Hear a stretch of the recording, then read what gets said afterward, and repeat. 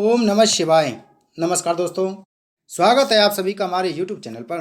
दोस्तों आइए सुनते हैं शिव महापुराण की कथा। आप सभी भक्तजन इस कथा को श्रद्धा पूर्वक मन लगाकर सुने। भगवान शिव जी आप सभी की मनोकामना पूर्ण करेंगे और आप सभी के कष्टों को हर लेंगे। ब्रह्मा जी ने कहा, हे नारद, अब मैं तुमसे नंदकेश्वर अवतार का वृतांत कहता हूँ। सिलाद नामक मुनि शिव जी के परम भक्त थे। शिव जी की कृपा से वे महादानी तथा ऐश्वर्यवान हुए, परंतु उनके कोई पुत्र नहीं था। इसलिए उन्होंने इंद्र की अत्यंत कठिन उपासना की। उनकी साधना से प्रसन्न होकर इंद्र ने उनके पास जाकर कहा, हे सिलाद, हम तुम पर अत्यंत प्रसन्न हैं, तुम वर मांगो। यह सुनकर सिलाद मुनि ने प्रणाम करने के उपरांत हाथ जोड़कर कहा, हे देवराज, आप मुझे एक ऐसा पुत्र दीजिए जो माता के गर्भ से उत्पन्न न हो तथा सदैव अमर बना रहे। उस समय इंद्र ने कहा, हे सिलाद, हम ऐसा पुत्र नहीं दे सकते। हम तो तुम्हें केवल एक ऐसा पुत्र दे सकते हैं जो माता के गर्भ से उत्पन्न हो और जिसकी समय पाकर मृत्यु हो जाए। हे नारद, इंद्र के इन वचनों को सुनकर अपने हठ पर दृढ़ रहते हुए मुनि ने उत्तर दिया कि मुझे तो ऐसे ही पुत्र की आवश्यकता है। यदि आप दे सकते हो तो दें, अन्यथा रहने दें। तब इंद्र उनसे यह कहकर अपने लोक को चले गए कि ऐसा पुत्र तुम्हें शिवजी द्वारा ही प्राप्त हो सकता है, क्योंकि उन्होंने काल को जीत लिया है और वे स्वयं मृत्यु के बस में नहीं हैं। इतना कहकर जब इंद्र चले गए, तब सिलाद मुनि शिवजी का ध्यान धरकर तपस्या करने लगे। वे निरंतर एक दिव्य सहस्त्र वर्षों तक उग्र तपस्या करते रहे। उनकी तपस्या से प्रसन्न होकर शिवजी अत्यंत सुंदर स्वरूप धारण कर उनके पास पहुंचे। जैसे ही शिवजी ने उनके शरीर से अपने हाथ का स्पर्श कराया, वैसे ही वे पुनः पूर्व की भांति हष्ट पुष्ट हो गए। तदुपरांत शिवजी ने उनसे पूछा, हे सिलाद, तुम क्या चाहते हो? तुम जो मांगोगे हम वही देंगे। यह सुनकर सिलाद ने बहुत स्तुति एवं प्रार्थना करते हुए कहा, हे प्रभु, मैं एक ऐसा पुत्र चाहता हूँ जो माता के गर्भ के बिना उत्पन्न हो और कभी भी मृत्यु को प्राप्त ना हो। हे नारद, सिलाद के ऐसे वचन सुनकर शिवजी ने कहा, हे सिलाद, संसार में उत्पन्न होने वाला कोई भी जीव ऐसा नहीं है जो मृत्यु के हाथ से बाकी बचा रहे। केवल हम ही मृत्युंजय तथा बिना माता के गर्भ से उत्पन्न हुए हैं। इसलिए अब हम स्वयं ही तुम्हारे पुत्र होंगे। उस समय हमारा नाम नंदी होगा। ब्रह्मा ने भी हमारे पृथ्वी पर अवतार लेने के लिए पहले तपस्या की थी। तब हमने उन्हें यह वर दिया था कि समय पाकर हम पृथ्वी पर जन्म लेंगे। अस्तु इस प्रकार हमारे अवतार लेने पर ब्रह्मा की इच्छा भी पूर्ण हो जाएगी और तुम्हारी अभिलाषा भी तृप्त होगी। अब तक हम संसार के पिता थे, परंतु अब तुम हमारे पिता होंगे। इतना कहकर शिवजी अंतर्ध्यान हो गए। उस समय सिलाद अत्यंत प्रसन्न हो अपने घर लौट आए। कुछ समय पश्चात सिलाद ने सब सामग्री एकत्रित कर एक यज्ञ किया। उसी यज्ञ कुंड के बीच से प्रलय काल की अग्नि के समान दीप्यमान शिवजी की उत्पत्ति हुई। उनका स्वरूप ऐसा था कि उसे देखने से तीनों लोक मोहित हो जाते थे। उनके हाथों में शूल, शंख, गदा और असी तथा कानों में कुंडल विराजमान थे। वे देखने में बालक के समान प्रतीत होते थे। उस समय आकाश से पुष्पों की वर्षा होने लगी। किन्नर आदि नृत्य गान करने लगे। देवता स्तुति करने में संलग्न हुए। उस समय सबने यह पहचाना कि भगवान सदाशिव का अवतार हुआ है। ब्रह्मा जी ने कहा, हे नारद, उस बालक को देखकर सिलाद मुनि ने कहा, हे बालक, तुमने उत्पन्न होकर मुझे अत्यंत आनंद प्रदान किया है, अतः तुम्हारा नाम नंदी होगा। तुम साक्षात शिव के स्वरूप हो, अस्तु मैं तुमसे अपनी भक्ति मांगता हूँ। इतना कहकर सिलाद मुनि ने उनकी बहुत स्तुति की। तदुपरांत जब सब देवता विदा होकर अपने घर चले गए, तब सिलाद मुनि भी नंदी को साथ ले यज्ञ स्थल से उठकर अपने निवास स्थान को चल दिए। उसी बीच नंदी ने यह चरित्र किया कि उन्होंने अपनी पहली देह को छोड़कर मनुष्य का देह धारण कर लिया। हे नारद, सिलाद मुनि के घर आकर नंदी बालकों के समान क्रीड़ा करने लगे। जब उनकी अवस्था 10 वर्ष की हुई, तब एक दिन शिवजी की आज्ञा से मित्र तथा वरुण नामक 2 मुनि सिलाद के समीप पहुंचकर यह कहने लगे, हे सिलाद मुनि, यह बालक संपूर्ण विद्याओं का निदान होगा, परंतु इसकी आयु बहुत कम है। इतना कहकर जब वे दोनों मुनि चले गए, तब सिलाद अत्यंत दुखी हो नंदी से लिपट कर रोने लगे तथा मूर्छित होकर पृथ्वी पर गिर पड़े। उस समय नंदी ने सिलाद मुनि को मनुष्यों की भांति समझाते हुए यह कहा, हे पिता, आप इस प्रकार व्याकुल ना हों। हम शिवजी की सेवा करके काल को जीत लेंगे और आपकी चिंता को दूर करेंगे। इतना कहकर नंदी रुद्र जप करने लगे। उस जप के प्रभाव से शिवजी गिरजा सहित नंदी के समीप आए और उन्हें संबोधित करते हुए इस प्रकार कहने लगे, हे नंदी, तुम्हें मृत्यु का कोई भय नहीं है। तुम साक्षात मृत्युंजय हो और तीनों लोकों में तुम्हें कुछ भी भय नहीं है। इतना कहकर शिवजी ने नंदी के शरीर से अपने शरीर का स्पर्श करा दिया। तदुपरांत उन्होंने गिरजा एवं सब गणों की ओर देखते हुए यह कहा, हे प्रियजनों, यह नंदीश्वर मृत्यु से रहित होकर मेरे समान ही बलवान होगा तथा मेरे पास रहकर मुझे बहुत प्रिय होगा। इतना कहकर शिवजी ने अपनी माला नंदी के कंठ में पहना दी। तब नंदी उसी समय 3 नेत्र 10 भुजाधारी शिवजी के समान स्वरूपवान हो गया।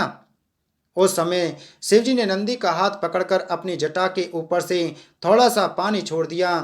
उस पानी से अनेक नदियां बहने लगीं। हे नारद, उन नदियों के नाम जटोदक, त्रिश्रोता, वृषध्वनि, स्वर्णोदक तथा जटक हुए। उस स्थान पर नंदीश्वर ने जो शिवलिंग स्थापित किया था वह भुवनेश्वर के नाम से विख्यात हुआ और वह स्थान भी सरमद नामक तीर्थ के रूप में अत्यंत पूज्य हुआ। जो मनुष्य उन नदियों में स्नान करके भुवनेश्वर शिवलिंग का पूजन करता है उसे मुक्ति प्राप्त होती है। इस चरित्र के उपरांत शिवजी ने गिरजा से यह कहा, हे प्रिय, अब हम नंदीश्वर का अभिषेक करेंगे तथा इसे अपने सब गणों का स्वामी बनाएंगे। गिरजा ने शिवजी के इस कथन को प्रसन्नतापूर्वक स्वीकार किया। तदुपरांत शिवजी ने अपने सब गणों को पास बुलाया। उन गणों ने हाथ जोड़कर शिवजी की स्तुति करते हुए इस प्रकार कहा, हे प्रभु, आप हमें क्या आज्ञा देते हैं? यदि आप कहें तो हम समुद्र को सुखा दें अथवा मृत्यु को नष्ट कर दें। यदि आपकी इच्छा हो तो हम सभी दानवों तथा दैत्यों को जलाकर भस्म कर डालें एवं अग्नि को ही पकड़कर यहाँ ले आवें। हे नाथ, यदि आप किसी पर प्रसन्न हो तो वैसा कहें। आपकी आज्ञा पाकर हम उसकी हर प्रकार की सेवा करने के लिए तैयार हैं। हे नारद, गणों की यह बात सुनकर शिवजी ने उत्तर दिया, हे गणों, यह नंदीश्वर हमारा प्रिय पुत्र तथा तुम सबका अधिपति हैं। तुम सब लोग मिलकर इसका अभिषेक करो तो हमें प्रसन्नता प्राप्त होगी। शिव जी की यह आज्ञा सुनते ही उन सब गणों ने अत्यंत प्रसन्न होकर शिवजी तथा नंदीश्वर का जय जयकार किया। उसी समय में विष्णु जी तथा अन्य सब देवता भी वहां जा पहुंचे और शिवजी की स्तुति करते हुए यह कहने लगे कि हे प्रभु, आपने नंदीश्वर पर जो कृपा की है वह सर्वथा प्रशंसनीय है।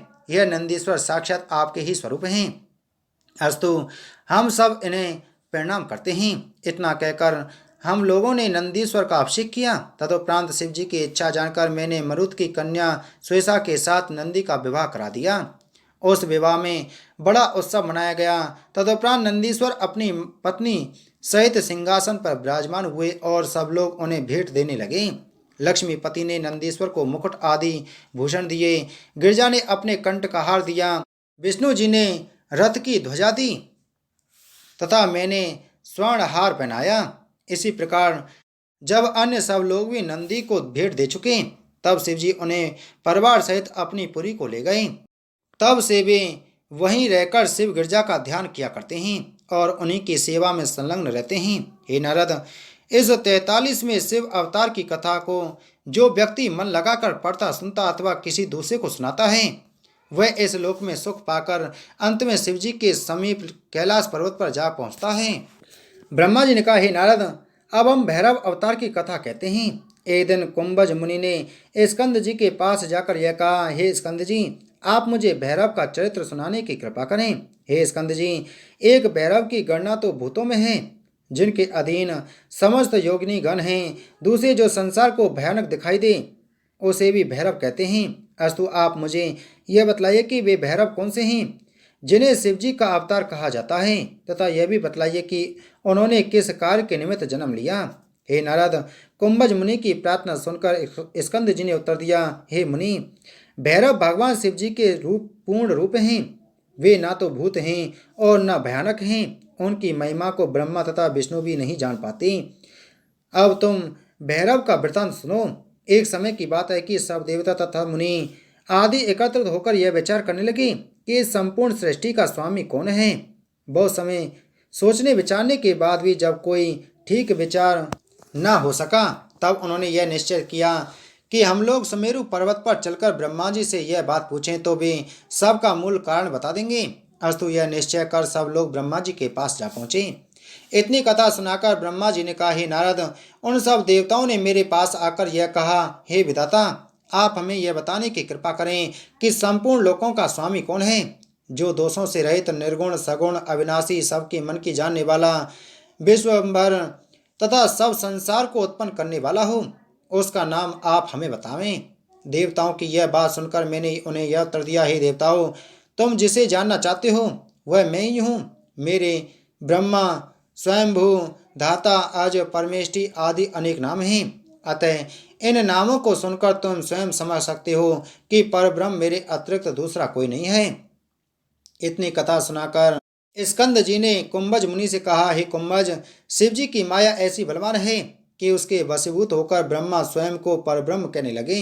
अस्तु, जिस समय यह वार्तालाप हो रहा था उसी समय विष्णु जी चतुर्भुज स्वरूप धारण किए हुए, पीताम्बर ओढ़े, उत्तमोत्तम वस्त्र अलंकारों से सुसज्जित तथा क्रोध से लाल नेत्र किए हुए वहां प्रकट हो गए। उन्होंने सब देवताओं को संबोधित करते हुए ये कहा, हे देवताओं, तुम इस ब्रह्मा की मूर्खता तो देखो, यह ऐसी उल्टी बातें कर रहा है। देवताओं से इतना कहकर विष्णु जी ब्रह्मा से बोले, हे ब्रह्मा, तुम वेद तथा प्राणों के विरुद्ध ऐसे मिथ्या वचन क्यों कह रहे हो? तुम्हारा जन्म हमारे नाभि कमल से हुआ है और तुम्हारी महिमा हमारे अधीन है। पृथ्वी का भार उतारने के लिए हम ही समय समय पर अवतार लेते हैं, इसलिए हम ही निर्गुण परम ज्योति परमात्मा तथा पर ब्रह्म हैं। तुम अपने नाम पर मिथ्या गर्व मत करो तथा सब लोगों के सामने सच्ची बात कहो। हे कुंभज, इस प्रकार ब्रह्मा तथा विष्णु में परस्पर बहुत विवाद हुआ तथा शिव जी को कुछ भी ना जानकर स्वयं को ब्रह्म ठहराया।